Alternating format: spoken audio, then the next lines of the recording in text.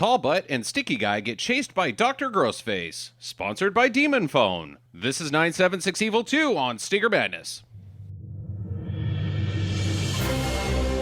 Stinker Madness. Stinker Madness. Stinker Madness. We got the Stinker Madness. Hello and welcome to Stinker Madness. I'm your host, Justin. This is the podcast about bad movies by bad movie lovers for bad movie lovers. With me, as always, are Sam and Jackie. Hello to you, too. Hello. Nice, spooky phone voice. Do you want to know your horoscope? I do. Do I have to call 976 P-hole to find out? P-hole? That's the best I could come up with Oh, for Zinger. Zinger. The other one was 976 Beagle. Beagle, yeah. Yeah. 976 herpes on your face. Oh. That appears to be, I don't know. I don't want to get too deep into herpes on his face. 976 Evil 2, directed by Jim Wynorski, one of my favorite bad movie directors. I think I prefer Jim Wynorski even over Andy Sedaris. I just love the shit out of Jim Wynorski movies. I don't know about that. I prefer him to Fred Olen Ray only because about half of Olen Ray's, he just goes so fast that they don't even get his flavor. Yeah. Whereas the ones that do get Fred Olen Ray's flavor, he is a funny guy. Mm-hmm. And they're a lot of fun when they do. But sometimes he just goes so fast that it's just whatever. I will say that there were not enough boobs in this movie. Boob count 2. Boob count 2, yeah. Yep. Disappointment. Wait, boob count 2. Oh, yeah, because we're counting each individual mammary. Boob, and it's really only got a good look at the one. Yeah. We got a pretty good look at him, though. Yeah. And very rapidly. There's no time wasted to get some tatas out for Jim Wynorski. But, I think it was a good pick, Jackie. I'm super glad that we're finally getting into Jim Wynorski films. There's so many of them, and I think this was a good entry into it. Do you guys feel like we should have watched 976 Evil 1 at all? I didn't really like 976 Evil 1. Oh, you've seen it? Yes. Okay, all right. I have not. I kind of thought I didn't remember that guy being in it, though. There you go. Yeah, I kind of thought maybe we should have because one of the characters was a repeat. Yeah, and but he obviously has some history with this phone line. It's barely referenced, though. Like, he's still... All he has is experience with the phone company, the 976 Evil. He doesn't have any experience with...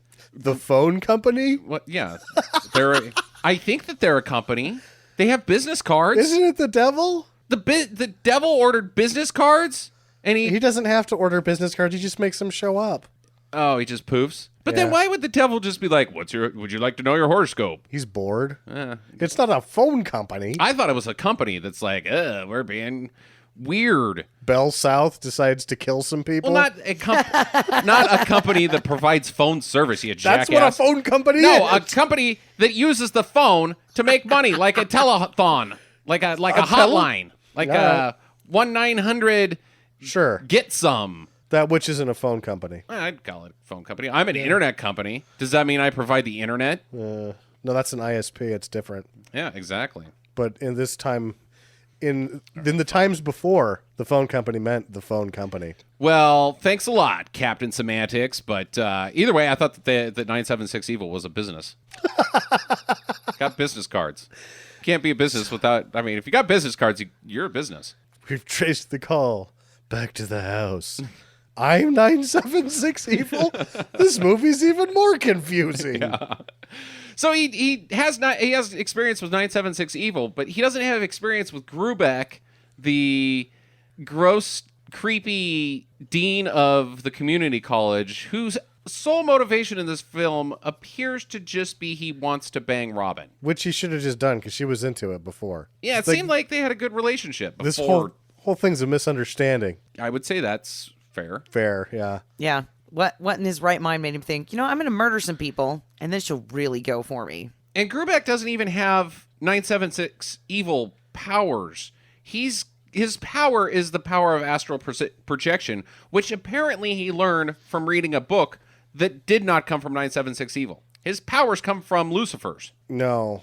Okay. Yeah, I guess. He did some astral research, and that's One enough. day of it. That's enough to be able to project your body your spirit across the planes of existence and use those powers to kill people. Well, as I am going to understand it by the end of the film, as long as you munch Bridgette Nielsen's box, you get astral projection.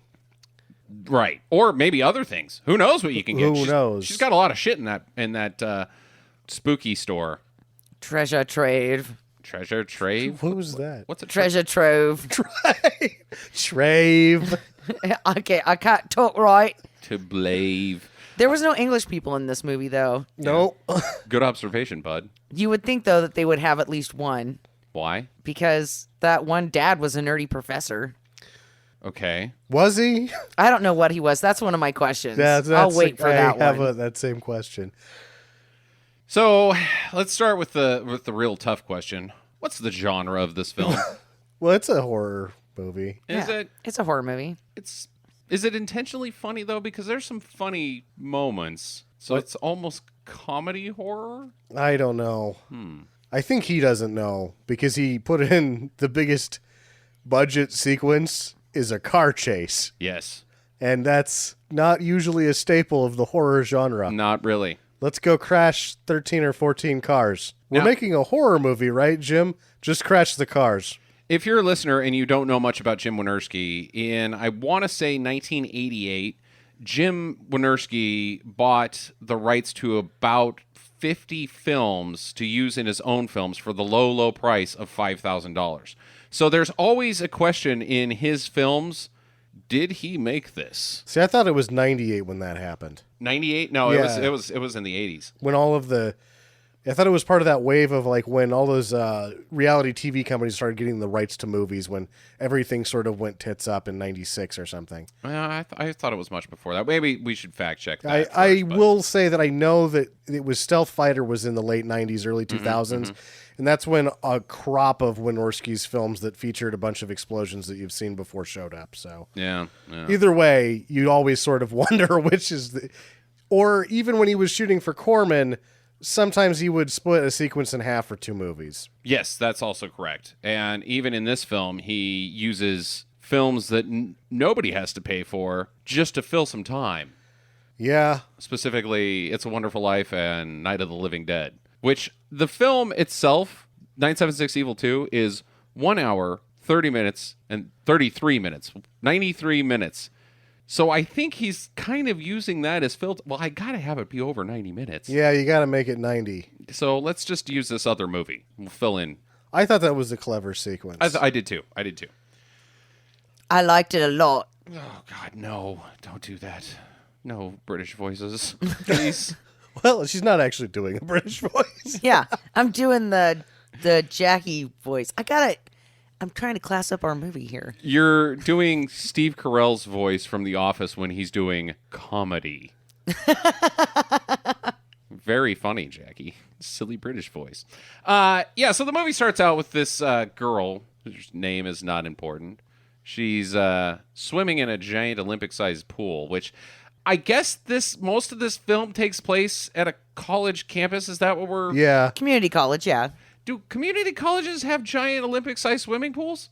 Some of them do, yeah. It depends. Most of them do not. Yeah. Some community colleges are based around sports teams, though. Okay. All right. Fine. Well, she's taking a swim, and all of a sudden the evil phone rings, and the phone itself, this evil phone, anytime this phone rings, they just took a phone ring and then modulated the hell out of it. So I guess that sounds evil. I guess. My first comment when this was happening was, it's the phone? I think? Is that part of the score? Nope, it's the fucking phone. That's the evil phone It ring. sounds like shit. It's not intimidating at all. It's just a gravelly, high-pitched phone ring. With a bunch, it seems like with too much reverb or something. Yeah. Ooh, scary. So she goes and answers it. Nobody's there. Or no, she doesn't answer it. She's taking a shower and she's like, somebody should get the phone. Oh, yeah. Somebody answer that. And we should mention that her hair's not wet anymore. Even though she just got out of the fucking pool. And, of course, at minute 1 in a Jim Wynorski movie, there's boobs. Minute 1. Yep. She's, For the next 92, none. No boobs. They all go away after that. Yep. Disappointment. But at least he worked a couple in there. Yeah, that's true. yeah. So the lights flicker, and she calls out. There's nobody there, and Who's she calling out for? Somebody to get the phone, I thought. her voice is not. She doesn't enunciate because the rest of the time she just starts screaming, and I thought she was screaming somebody's name, but it just was like, it's like a scream with syllables. So Yeah, I thought she was saying, Anne, quit that. yeah, I don't know, but she then puts a shirt on. She sort of puts a shirt on. Backwards. She decides to get dressed without turning the shower off. And it's a white shirt, Yeah. so it serves no function as far as modesty. I think this is still that point that sustained boobs on screen for X amount of minutes, rated X. Yeah, that could be. That could be. Like, So- I think we've talked about this in another one, that it's like, there's a point that you're watching a Wynorski movie or Fred Olen Rain, when they put their clothes back on, you know they're only doing it because it has to be rated R Yeah. so that it can show up in every video store. So a wet T-shirt that is fully see-through is A-OK in the eyes A-OK. of the MPAA? Okay. Yeah. All right, fine. Let your kiddies watch it. Get a Well, look at some tatas. no, I mean, I guess you get to have it in a video store that doesn't have X's in front of it. It's so dumb. If you've seen the tits, it doesn't matter how long you've seen the tits. You've seen the tits. What's the difference between one exploding hooker and 100? Exactly. Fuck the MPAA. So she goes looking around the locker room, and she pulls this towel off the rack, and there's a spooky guy there, and he's dressed like an. He's not spooky. He's a very well-dressed man. He's too dapper to be frightening. Dapper Dan is about to, and you're like, oh, is this a misunderstanding? Mm-hmm. And I still didn't, until he finally goes through with the whole thing, I'm like, oh, I guess that's a bad guy. Yeah, he looks like the guy that runs the funeral home and tells you that I'm sorry for your loss, but we would like to have your services. Or some, like, international businessman. Yeah. All right, so he chases her around. She's running through the halls. Do you notice back how and hard forth. how hard she was having a time running? Like, you could tell that her feet were wet. And her boobs are bouncing all over the place. It could not have felt good. Yeah. Jackie, you want to confer on that? Well, no, it wouldn't. But I don't have fake boobs, so maybe it's different with fake ones. She didn't have I don't fake think ones. she had She fake boobs. didn't. She was C cups, and they looked fine. Well, then yeah, that's gonna hurt. Yeah, it looked like it would hurt. So she's running through the halls, and the doors are locked. And then she runs into the production of Faust that is running. Like, there's nobody inside, but all the props are working, and the lights are on, and glowing fire. And we should also mention that it's written or directed by Joe Bob Briggs, and Either written by Roger Corman written or by Roger starring Corman or something like that. Yeah. Yeah, nice shout out. But there's dry ice smoke everywhere. Mm-hmm. They just leave it running. Yeah, all night. Well, the janitor's in there, and he's passed out on the fucking floor drunk. I guess but he seems like he didn't pass out from drinking while doing his job. It seems like that's where he lives. Or maybe how we explain why the play is on is because he got too drunk doing his job, and he fired the whole thing up. Uh-huh. And was just laughing at it, giggling until he fell over, passed out. Or he's up there giving his best one-man version of Faust. Which, when you're that drunk, is just, how do you see? They didn't remember what I was doing when I was in college. Now I'm a big star. Hell, I don't even need to go to the theater to do that, Sam. I'll do that in my own bedroom. You just do it in your backyard once a week. Why not? Shut up, fuckers. So she runs up onto the stage, and she like trips or something and falls on one of the props that's like a big slab, and the spooky guy shows up, and he says some spooky lines like, your time has come, my dear. And he pulls one of the prop cords that's attached to a stalactite. They apparently have falling stalactites in this play. And her shirt has magically shrunk. Yes, it's half the size that it used to be. Yeah, and that not only do they have falling stalactites, this one's not made of foam like the other ones. It's just a real stalactite. It's a real stalactite. Yeah. Nice. And it goes right through her. I'm sure you'd try to tell Shakespeare his business, too. When you're janitor, a director, you know. So she's dead. And it was a great death. She looks up at the stalactite hitting her, and the blood hits her face, and she's like, ew, it's on my face. And then goes, ah. She's like, ew, that's gross. Gravity, I'm dead.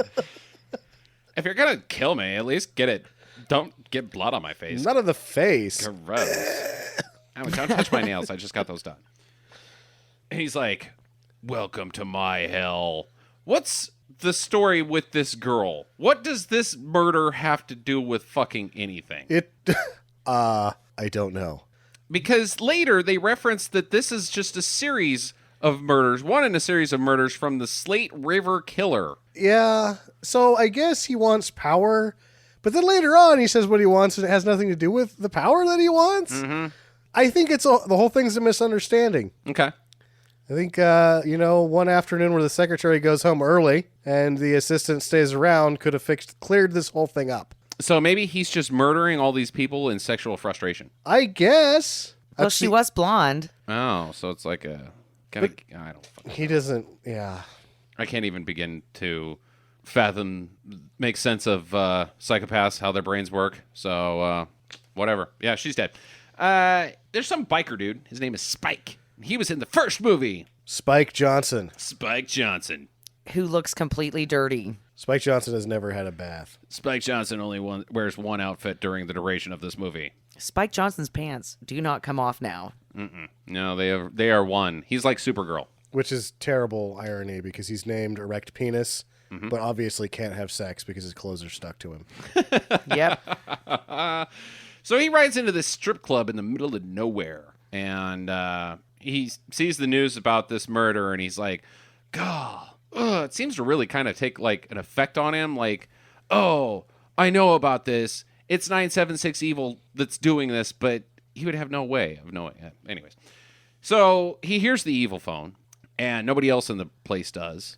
Well, the lady goes, there's no phone here. Uh-huh. So he's obviously a whack job. Well, she says, what phone? Like the phone's not ringing? I couldn't tell. I think she just means the phone's not ringing. Yeah, that's the impression. I thought that she meant that there was no phone there. Either way, she does not hear a phone ringing, and he does. And so he's like, fine, I'll answer it. And so he goes over and he answers it, and it's 976 Evil 2. That's the name of the movie. It's 976 Evil calling, and they're going to tell him his horoscope and that it's time for them to meet again. Yeah? And then the stained glass window at the bar Yeah, what was the deal with that? lights him up in a... Chopper logo. It was like The Iron Cross. The Iron Cross, which is not associated with anything specifically past World War One. Right.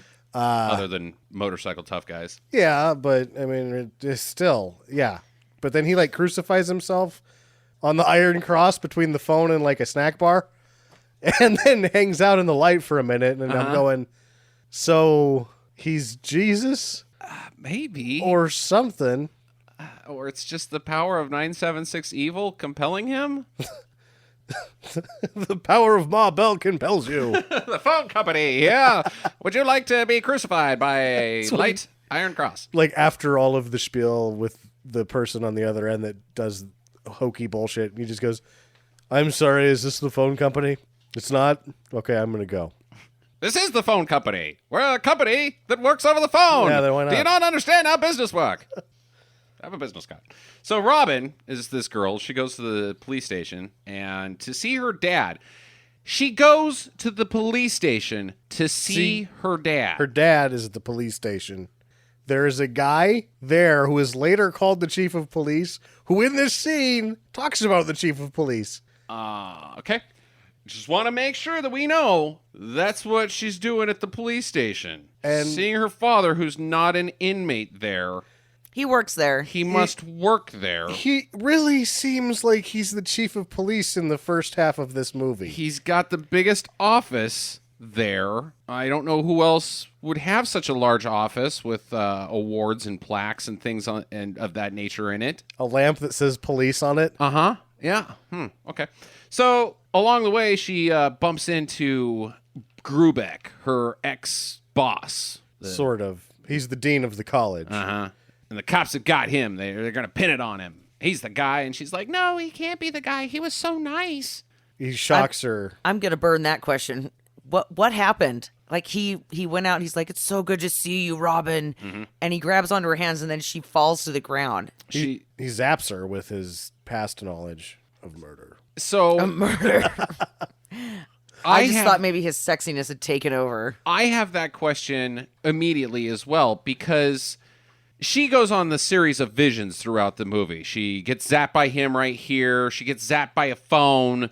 She gets zapped constantly and has these visions, but they're all instigated by the evil. So the evil is telling her the plot of its own evil. I guess. That's bad eviling. What's the evil really? As far as I can tell, the evil doesn't care. It's just bored. Hey, have a vision. Ugh. Yeah, I mean, what? There's no end game here for the other end of the phone, right? There isn't. It's like, Other than charge your credit card at $4.99 per minute. which they get that monies, but then So that's covered. so that's covered, right? They got that base covered. Now what? Now what? They're just bored. So they got to kill all these people for their amusement, I guess. Really, that makes sense. It's very much like Cabin in the Woods. There's this phone people. They're out there like, oh, I didn't think it was going to play out like that. Wow. Yeah, so maybe the film is just about the fall of the 900 number. Like, this is, instead of them adapting their business, like, well, we've got the money for the $4.99, now we're bored. Instead of branching out with maybe like some research and development, some brainstorming in a boardroom, they're just sitting around going, well, nothing bad can happen to 900 numbers ever. They'll be around for the rest of humankind. Well, by this point, 976 had already gone the way of the dodo. It was all 1-900. So, Right. yeah, these guys, they're in the middle of nowhere. Movie phones on the way out even. Yeah. Sheesh. So they got Grubeck locked up, and they're interrogating him, and they don't have anything on him other than the janitor saw him. And he's like, that's not good enough. I want my phone call. So they give him the phone, and of course he calls 976 Evil. Answer me! And yeah, he's like, I guess there's a plan? Why he thinks there is. That's Who's what- to say how vague 976 Evil is? Because he's acting like he's in service to this number. Like Right.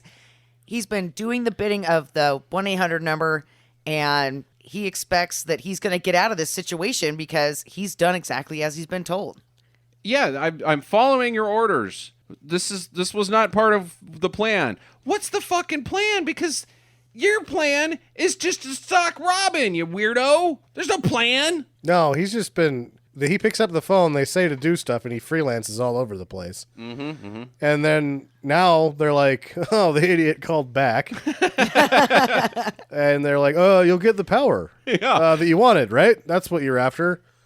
It's working, guys. He's not asking any more questions. All right, see ya. Can I just confirm the last 4 digits of your credit card number first before we hang up? Okay, good. Yeah. Okay. That one's expiring in 6 months. Do you want to renew right now for the subscription charge to 976 Evil 2? Okay, good. Yeah, we'll have to work out something in the case of you dying with your estate. But, Yeah. Some contract. And he thinks it's fine because he's like, oh, I'm going to get the power. And it turns out anybody that spends 8 minutes flicking what's-her-face's bean can do whatever. Right. What's her face? Bridgette Neilsen? Yeah. Okay. So this Jody cop comes in, and he's like Doofus the cop. I thought Jody's my favorite person. Oh, in the movie. Jody's totally my favorite person in the movie. Yeah. I think that Robin and Jody would have really hit it off later on down the road had he not been killed. True. And he's like, time's up, Buster. Give me that phone. So he grabs the phone, and he gets zapped by the phone handoff, and he's like, what's with you? He's like, well, I was rubbing my feet very quickly underneath this table here to get some friction going, and then I just shocked you because I think it's funny. If you had been zapped by the phone, would you be like, what's with you? Like, what's with the attitude? Yeah, I don't. It's you're displacing blame of what's happening here. Like because ultimately, what is his name again? The bad guy, Groban. Grubeck. Gruback. Yeah. Grubeck? Josh Groback. He didn't shock him. The phone did. Right. It's so. Is he yelling at the phone? That's what who are you talking to? And shouldn't you be more astounded that there's spooky electrical powers in something in this room? It's like if you get hit in the face with a door and then turn to the door and say, "Stop it!" Shut up, door. You're mean. All right, so Spike pulls into this diner, drive-through hot dog vendor thing. I don't even know what it is. And inside's Robin. She's eating some French fries that are apparently grody. And she's like, hey, tough guy. And he's like, where do you hang out, girl? And she's like, the Point. And then she bails. No, she's going to the gym. Her ride to the gym shows up. Right. And I'm like, Which is- so why in the fuck are you eating French fries right before you go work out? Like, Powerlifting. aren't you gonna like throw up later or have the mass diarrheas? Well, she's not a swimmer. Never mind. Yeah, we don't know what her exercise regimen is. I'm thinking it's some kind of aerobics because those pants were something. They were definitely something. Those were very aerobicide-esque pants. Yeah.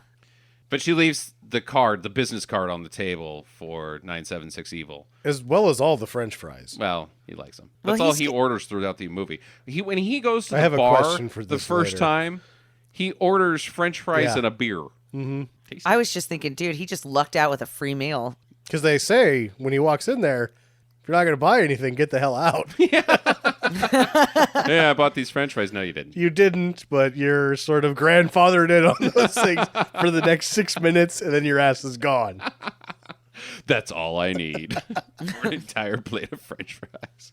Hey, can I have a beer? Oh, this is a diner, Sure, yeah. dickhead.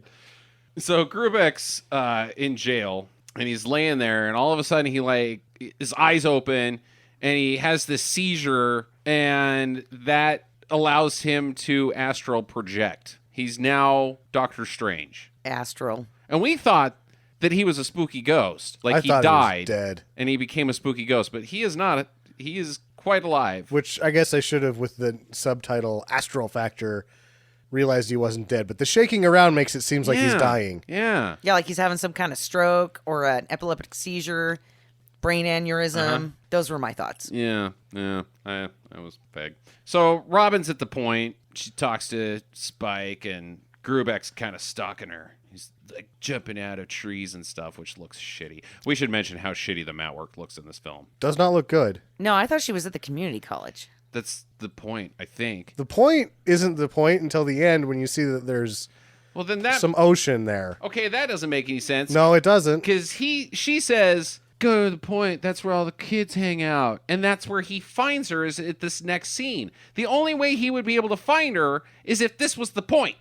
I think that the point and the hospital, college, police station, trucking center are all the same building that is adjacent to the point. Okay.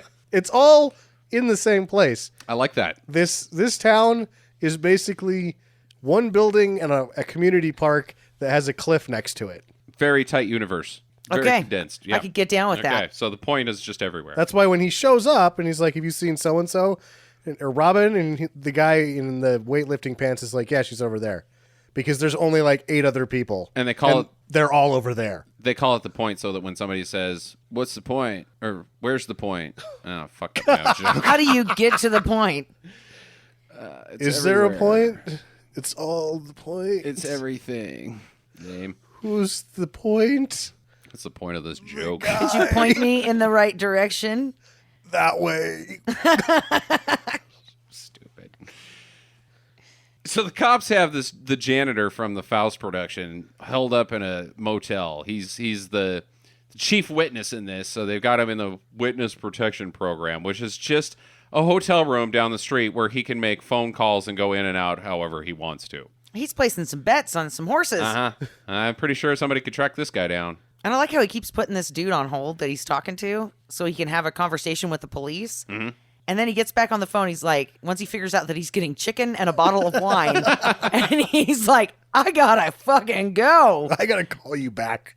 I got hot shit going on here. Yeah, and then he starts like adjusting his hair and stuff. Like, what are you gonna do to this chicken? Why are you getting all spruced up? And we'll never know. Well, I think fucking Arnold Schwarzenegger is the eraser needs to come and find this guy because he is dead meat. Yeah. with his actions here. And sure enough, Grubeck shows up and visits him, and he's in the mirror, but he's not in the mirror, and he explodes out of the toilet.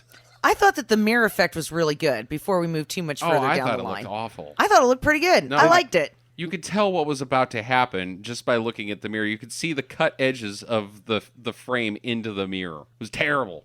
He just sort of stands up. He was on the bed. No, it was that cut the thing into the mirror. He wasn't in the main frame. He was in the mirror only. No, dude, he stood up from behind. Right, that was In in the the first previous one. shot. And Okay. then when they cut to the mirror, he's not there. On the right of him. It was a quick, and then you see it in the second shot. But Oh, anyways, I thought that was pretty good. It's a great effect if you can do it, make it look not shitty, but it was shitty. I was entertained. It was like those Scooby-Doo things where you're like, gee, which door is going to open because it's the one that's fucking painted different than all the other doors in the frame. Like, What? oh, they're going to go in there. Or in a Fred Williamson movie when a van is a robot and it has an automatic door. It's actually, you can just see the guy's hand on the bottom opening and closing the door. That's a joke that only you and I will get, But the hands opening and closing doors is Sure. funny. which will play out later in this film. So, yeah, he explodes out of the toilet, I think. He explodes the toilet. Like the toilet is Batman smoke bombs. Uh-huh. And then just appears. Yeah, he can go through walls. He just explodes the toilet. I thought this was very confusing because I thought he was exploding the toilet in order to kill Buck Flowers' character. It's not that big of an explosion. It's not, and he's okay. And then he's just standing there like, okay, so this is theatrics? No, he does it because he didn't flush. He's trying to teach him a valuable lesson. You flush your floaters down the toilet. Or I'm going to explode the toilet and you're going to get poo all over you. He probably got hit in the eye by a turd. Fair enough. It's better than my theory. Well, Grubeck is looking kind of crappy. Yeah, he's getting some herpes. He's got herpes on his face. Now, we should back this up just a little bit because Jackie was very confused, and I'm super confused by the Grossface thing. Because when he's not astral projectioning and he's getting talked to the cops, he's got schmutz on his eye. Yeah. And you thought it was like, there's something wrong with that guy's eye. And I thought it was because he got like roughed up and it was just bad makeup. But then when he astral projects for the first time, he looks in the mirror and he's normal. A-okay. So what's with the gross face? I don't know, because it starts on his body, but then it supposedly in the story world of the movie, Bridgette Neilsen says it's only happening to his astral projected self, but then at one point, he's just gross face. His normal person is gross face. Yeah. And it seems like gross face was developing before he even started astral projecting. To the point that what's his face? Jody has to show up with face cream. Yes. He's like, here's your face cream. But then he's a dickhead about it, and so Jody doesn't even give him the face cream. I thought for sure that gross face was going to be like, this is a side effect of astral projecting. For too long, you start falling apart. You degrade. Sure. And so you got to go back into your normal body before that. But that is not ever discussed. Ever. No. He's just got gross face. He's just... Yeah, it's supposed to be his soul. The gross face, when he's in astral projection, he's supposed to get his astral projection will project whatever his soul is like. So it's a rotting piece of crap. So technically, he should have looked like a turd. Then why is he gross in normal man mode? Because you know what? They got lazy about taking the makeup off of him, and they were like, That's Very well Very be. well let's be. wrap this up here. We've got a deadline. No, we're That not. is totally it. We're not taking the shit off of your face. Just get back in the prison cell. You're no longer an astral projection. He's like, but I got all this crap on my face. They're like, too bad. We got to get going. Jim's back there snapping his fingers behind the camera. Come on. just don't shine the lights on him so much. It's fine. Nobody will notice. Can we get a soft focus lens in here? No. Okay, fine. We'll just roll it. So, anyways, the cops are all dead outside of this motel. And so there's nowhere for the janitor to go. And he runs away, but he gets nabbed and then held out into the road by Grubeck. So he can't move while a semi is coming from quite some The distance honking. away. It's like, get out of the way. Move. Move. But it He's hits not him. moving. Just blows him up. And then he's like, Explodes him. oh, I should stop now. Maybe This- you should have stopped before you hit the fucking guy. Yeah, and this looked like a watermelon. Oh, That this was just blew up. I mean, it was awesome. it was a great dummy explosion. I loved it. Yeah. There's bits flying everywhere. And none of it looks like, usually when you have the dummy explosion, there's like the two legs still stand up or something, or like an arm flies across the screen. This dummy is just bits, tiny bits everywhere. Nondescript, nothing makes it. No, it's almost like they actually had an exploding dummy on the front of the truck, and they just did a really good, like, they got everything right, and they cut, and there's actually a cut in there to the explosion, and it was just so seamless that it worked perfectly. Yeah, no, it looks great. I loved this one. And I like how Grossface just kind of flicks off the pieces that land on him. And he's like, all right. Done. So he warps to Robin's house, and she's in there sleeping, and he is being creepy, and like, I'm gonna get you. You're the one. And he touches her arm, and her arm turns blue. What? Because I was expecting something to pay off with this later. It does not. I have no idea what happens right here. I was expecting her nightgown to come off so we could finally get a look at those boobs. Yeah, that too. And then when that didn't happen and the scene ended, I was like, what was the point of that? I just don't know what happens to her arm. But It turns blue. it turns blue. That's what happens to it. Yeah. Glows. So Jody's back in the prison, and he's yelling at him, "Hey, Grubeck, wake up, Grubeck!" And that calls him back to his body, and that's when we realize, oh, he's not dead. Because it's very confusing at that point why they have somebody in witness protection for a dead suspect. And So they bring him into the interrogation room, which just looks like the break room. But in there is Busty DA. DA Chesty. She does not look like the DA. no, and I was just wondering why they bring her in for this. I am wondering that too. She's an old Wynorski topless lady. Yeah, that's Stalker 2. She's the smuggler. Just like, whoa, hey. Yeah. And I'm telling you, she kind of looks a little chesty there, but if that would have came off, you still would have been surprised. Even chestier than You're like, than wait chesty. a second. That doesn't make sense. So she's in there and she's like, "You're not going to get out of here, Grubeck, even though we now have zero evidence on you, period. You're going to fry." No, she says we have some tissue samples and some fabric samples. Nope. Yes, she does. No, she says that, but they don't. They do not. Where did they get tissue and fabric? From the high school, hospital, police station, college, trucking center. Now, she's got shit, Jackie. You got nothing on him. They keep him in jail. They keep him in jail because she says to, I guess. And Yeah. So when you got huge boobs, you just got all the power in the world. Who needs rules? Man, civil rights, fuck 'em. Big titties. I guess. I don't know. They got nothing on him. Okay. So Spike breaks into Grubeck's house. This is where shit starts to get fucking crazy. I'll be honest with you. I was not on board until this happened. Okay, all right. I was like, oh, this is really not a lot is happening in this movie, and Grossface isn't doing it for me. And then Dipshit breaks into his house, my which God. is already, his house makes very little sense. It's bonkers. He's got the chief thing is he's got assault rifles, like they're display guns. Like, oh, this was the gun that shot or was used in World War II. It's a 1876 musket loader. They're just fucking modern guns Yeah. hanging on the wall. Yeah, but it's not like he has them displayed properly. He just has them hanging there on the wall. It's not like they're in a case or... Right. That's not church just up dirt. I mean, It looks shitty. it looks shitty. Like, I put some nails in the wall, and then I hung these guns there. And then when I get a second, I'm going to trace them with some black, so that way I know which gun is missing if somebody ever tries to mess up my guns. If you went into this guy's house like, hey, come over for some coffee or something, would you stick around? No. So next to the wall of guns, instead of like the animal heads being mounted to the wall, they're not. They're just like set places. So there's a lamp that has a bighorn sheep coming out of the top of it. You're like, you would go in there and be like, this guy is batshit crazy. This guy's fucking daffy. And then there's like some weird shield that's just in the corner of the wall. Yeah. Oh, yeah, there was a weird iron shield thing. Oh, man. Great set work. And then when they look at the picture in this scene, I've got to say this, and I'm going to burn this question. He picks up the picture of the dean, right? Grubeck and Robin. Yeah, Grubeck and Robin. What is she holding? Because they show that picture multiple times, and it looks like she's holding some kind of large dildo between the two of them. I didn't see that either. It was just like this long kind of cylinder shaped. Maybe it's like a giant submarine sandwich, and that's like the most magical day they ever had was the day that they brought over the big sub. Like, look, we're both holding the giant sandwich. Everybody loves the giant sandwich.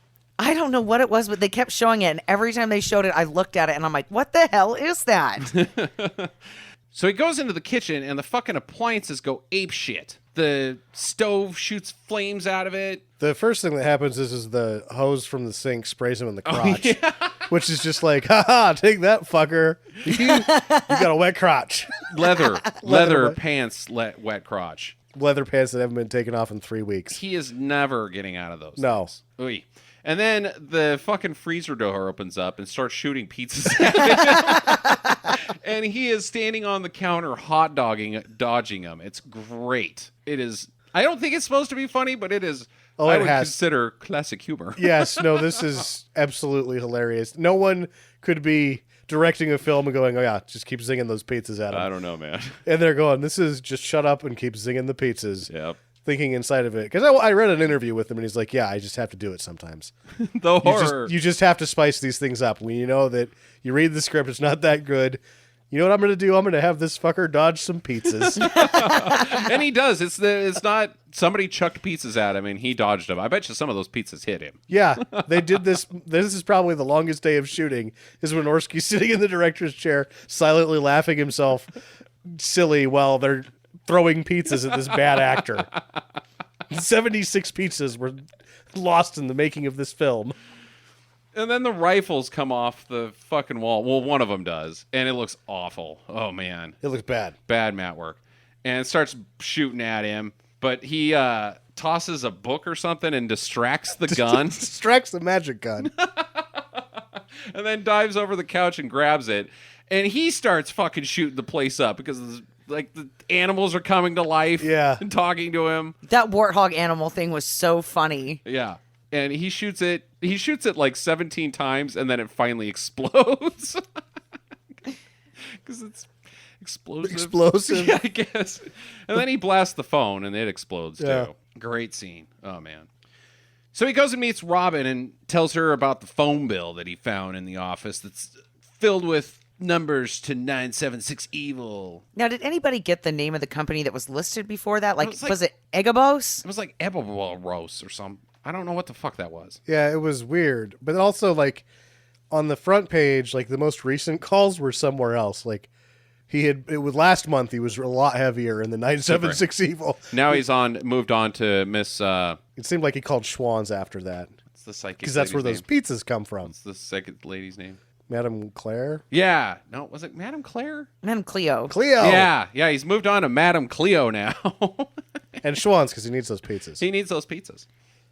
Pizzas and psychics. Love them. Nothing says hot Friday night like frozen pie and some pretend psychic black lady. I imagine before the murdering, his Friday nights were pretty boring.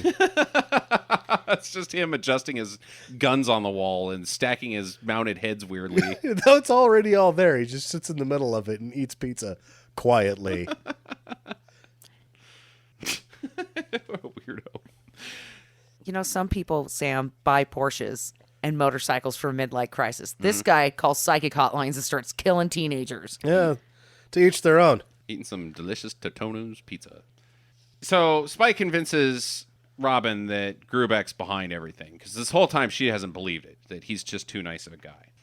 And so he gets her to break into his office at the campus, and she finds this note that says, "Go to L's astral research." For like Wednesday or something. Yeah. But did anybody else notice, though, in this book, every day that Robin is supposed to be in, he's also got that in his calendar, too, because that's not a little creepy. Huh. Robin's in. Robin's in. Robin's in. I didn't notice that. I didn't see that.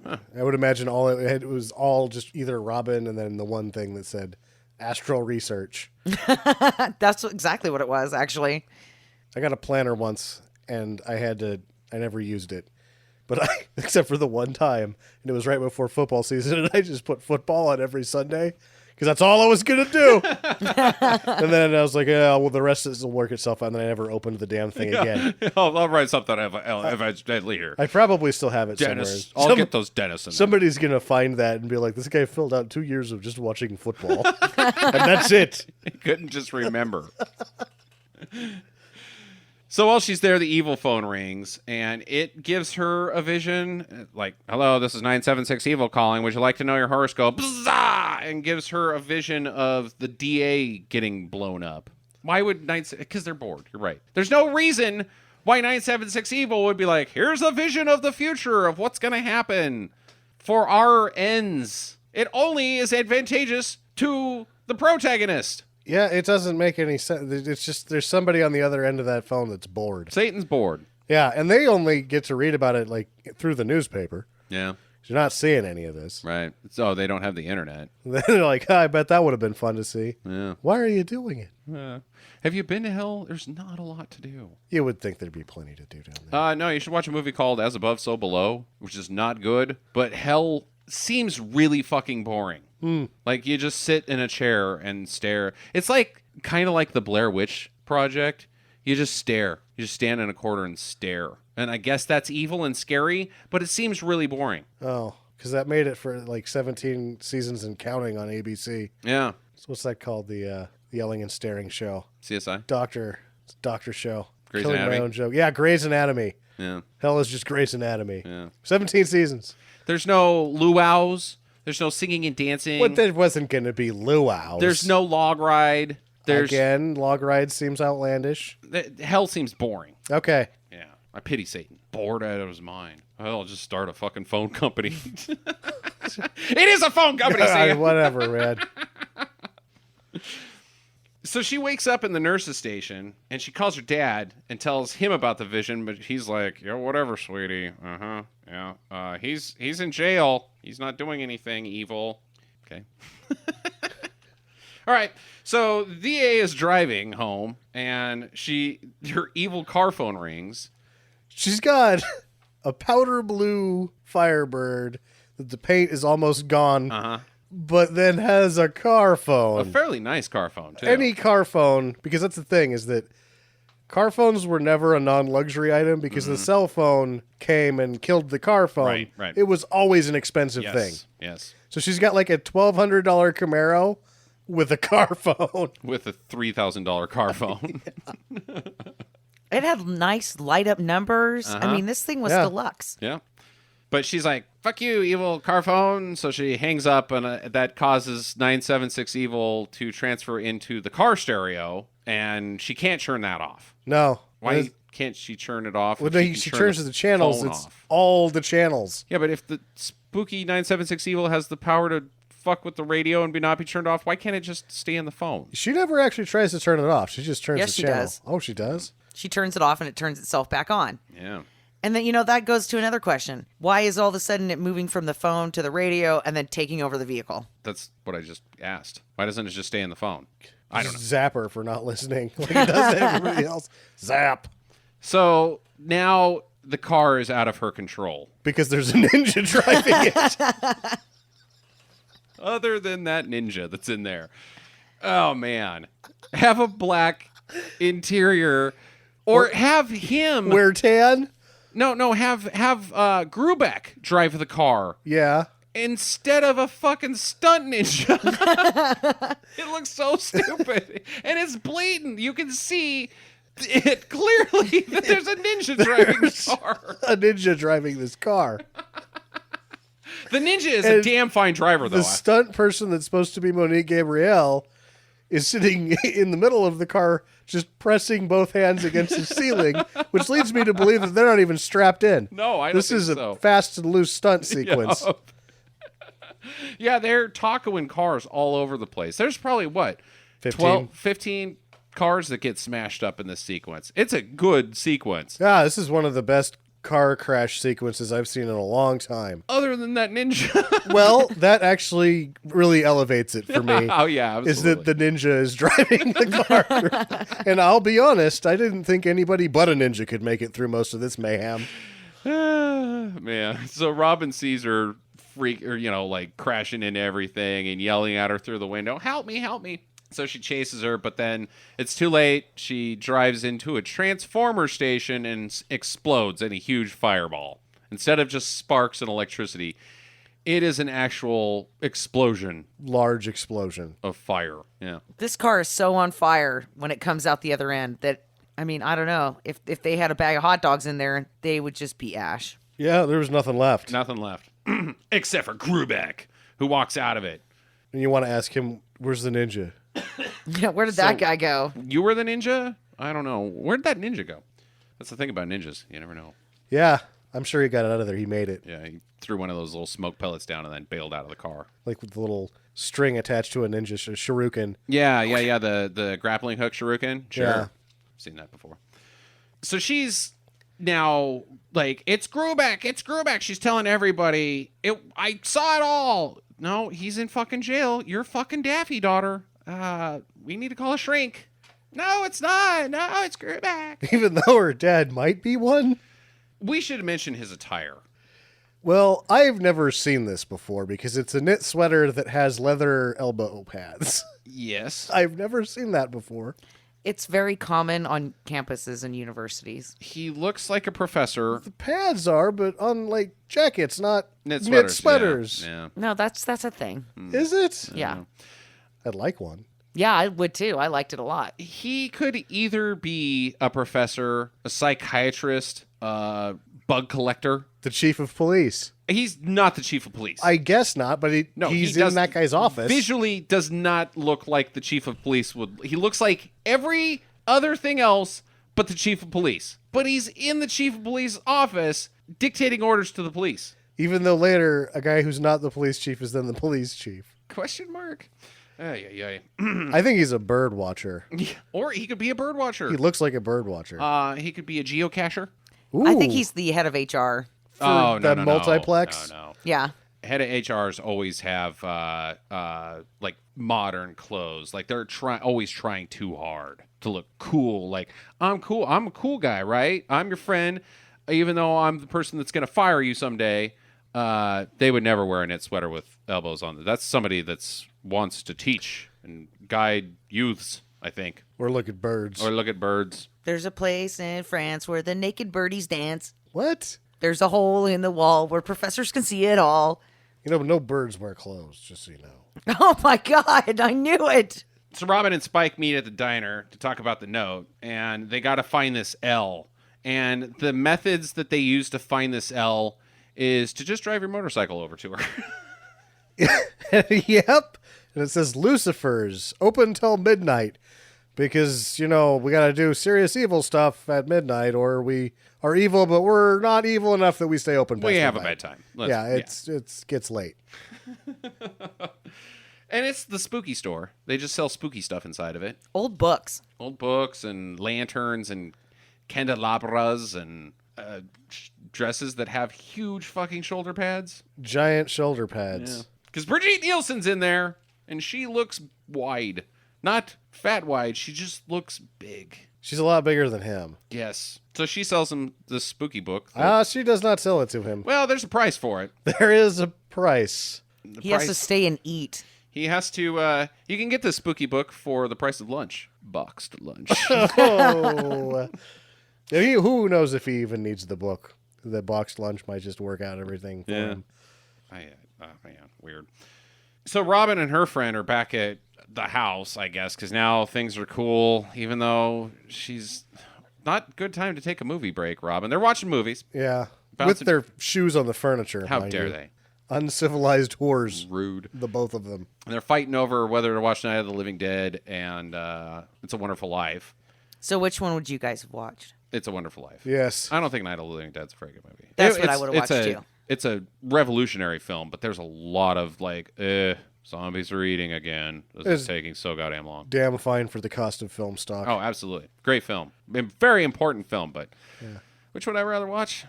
And I've seen It's a Wonderful Life so many times. I just don't know. It's tough. I don't want to watch either one of I those don't want to watch movies. either one of them.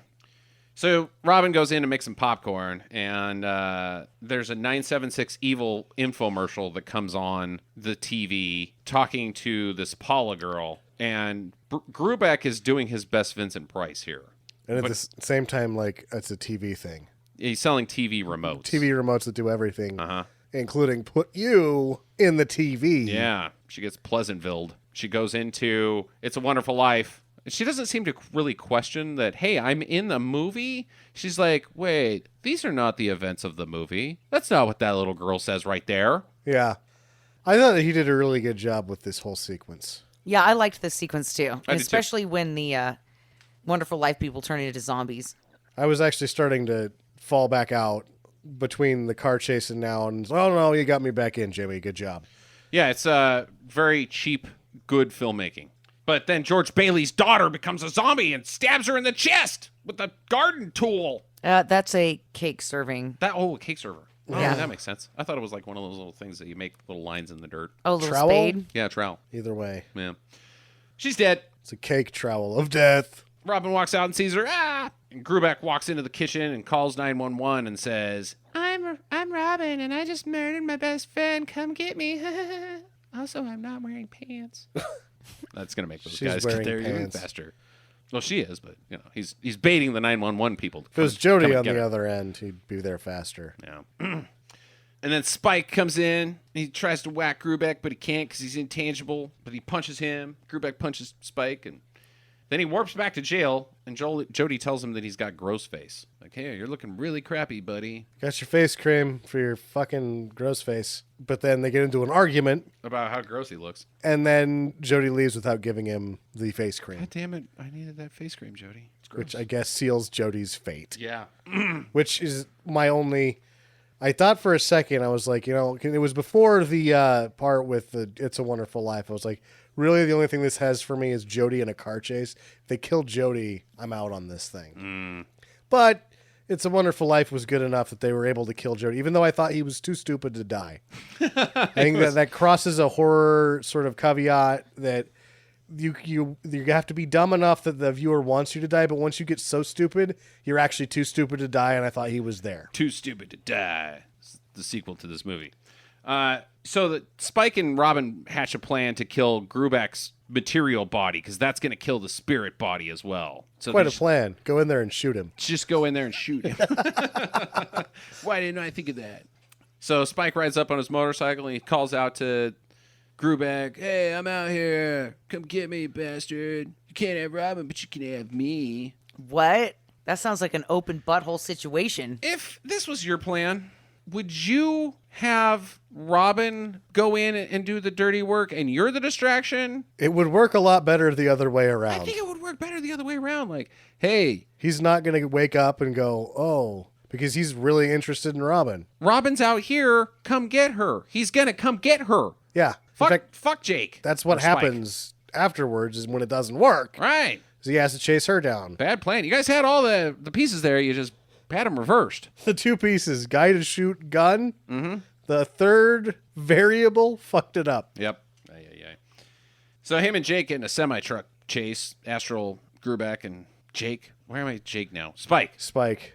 And Robin goes inside, and all the cops are dead, including Jody, much to Sam's chagrin. And Robin was pretty broken up about it, too. Yeah, She yeah. was like, She I peeked down his pants. was only going to nail the guy in the leather pants if they came off and marry you, Jody. Yeah, she took a little peek when she was getting the keys for the prison. She was like, what am I missing? Oh, okay, that's fine. Yeah, it wasn't that He good. was trying to show her at the beginning of the movie when his fly was down. That's true. So Spike pulls way ahead in front of the semi, and then he flips a bitch, and he pulls out several sticks of dynamite, lights them, and then heads straight at the semi-truck, which causes Grubeck to pull the jackknife lever, I guess so. because it's just a lever that makes the truck jackknife. It's not the e-brake. I don't know. I don't drive a truck. It looked like the lever that the bus driver opens the doors with. Something. Yeah. Either way, jackknifes the trailer real nice. Mm-hmm. So there's nowhere to go But underneath. but underneath. Tosses the dynamite, explodes the ass end of the... I think he missed. Yeah. It's just explodes the ass end of this fucking semi-truck and then causes the whole rest of it to explode. There is a point in one of the shots where they had a camera set up, and I don't think the camera made it. I don't think so either. It looked like in one of the sequences they had a sort of set camera, really with hopefully no one running it, and I think the trick hit it pretty nice. Yeah.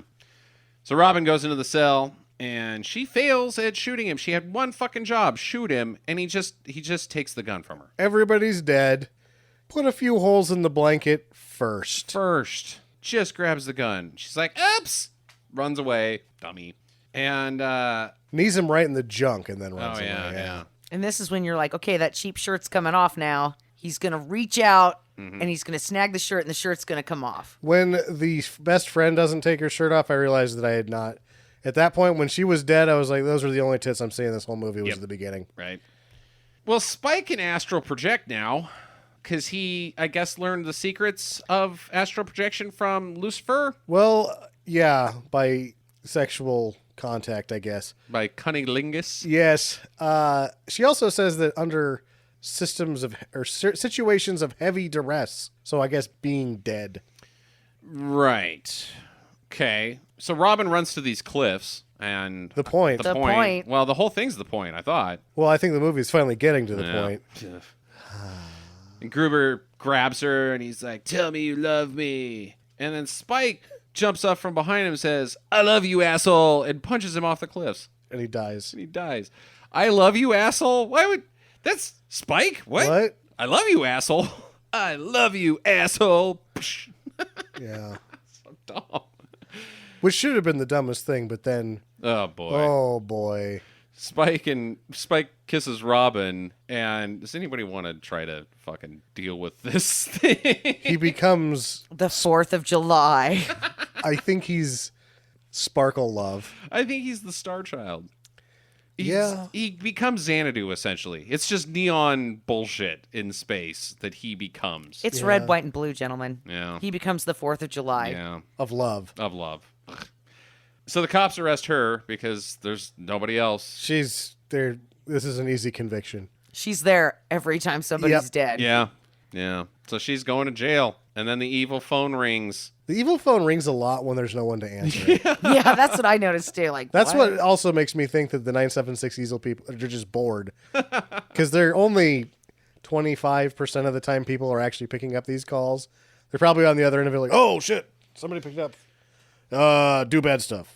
Yeah. Okay. I am the light god. God, somebody give me the script. So that leads me to my first question. Does 976 Evil have anything to do with this film?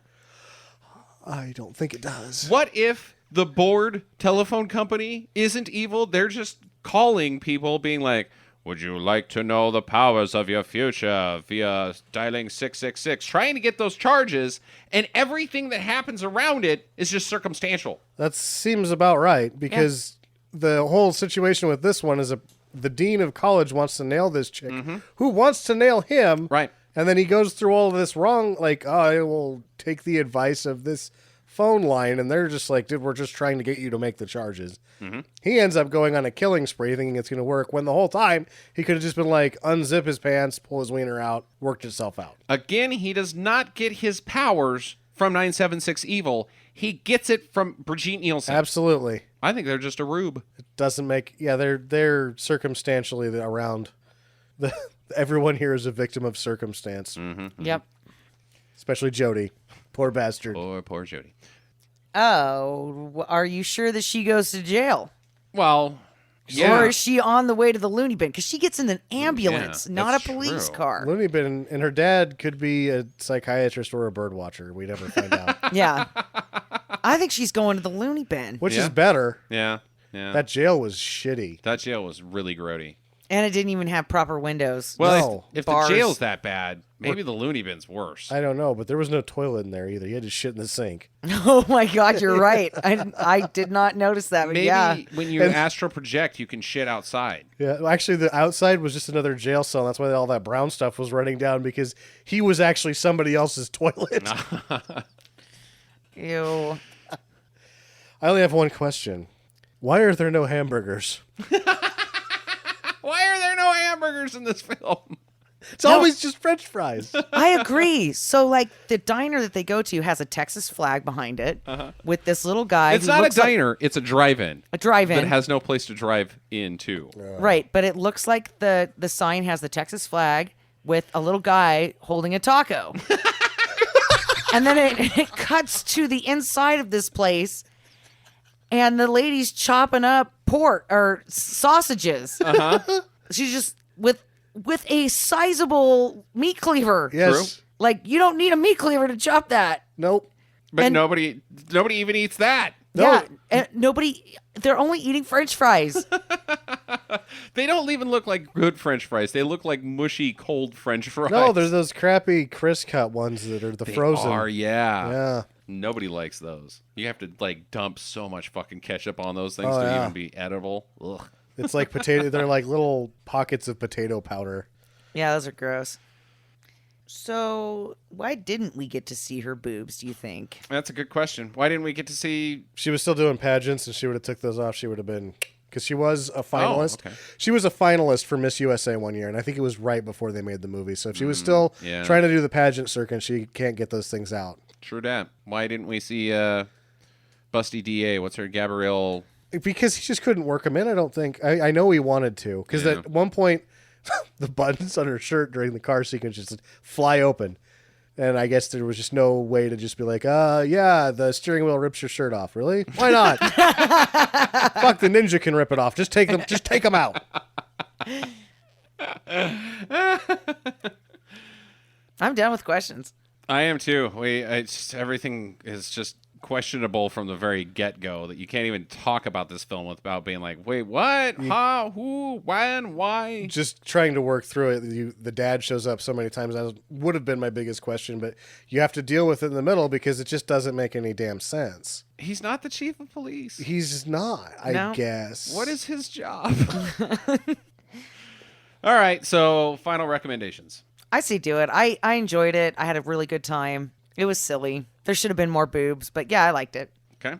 I say do as well. It's the same thing I had. I feel exactly the same way about this as I do with Dirty Harry 5. That it was really dry in between its absolutely hilarious points, but the points are very funny and they're worth it. I am also going to give it a do. I think I liked it better than both of you did. I think that the dry parts are filled in with so much head scratching that when you in another movie where you've got a dry part like that, you're just like, all right, move it along. But you fill in the blanks of the dry times with just thoughts like, what? Wait, why? Huh? Who? I'm trying to figure this out. And it carries you past it to the next stupid part. I can see that. I would say that you're probably right because I wasn't able to riff on this very much because I was so confused most of the time that I wasn't even able to make jokes during it because it was like, what the hell is going on here? Yeah, I think that this is, if we don't endorse this type of film, then I don't know what the hell we're doing. Well, it's got everything. Good thing we all did then. Yeah. No, it's a great time. Definitely check out 976 Evil 2, and we will see Jim Wynorski again for sure. Next pick is mine, and we are finally going to get to see what happens to Mike Denton when we do Deadliest Prey. So prepare for a high body count and some one-liners and some ass kicking and some muscles. Well, it's 28 years later. I don't know how good He's Ted Pryor's in better looking. shape than I am at 50-something, so there you go. True. All right. So get to the chopper. Visit us at www.stinkermadness.com.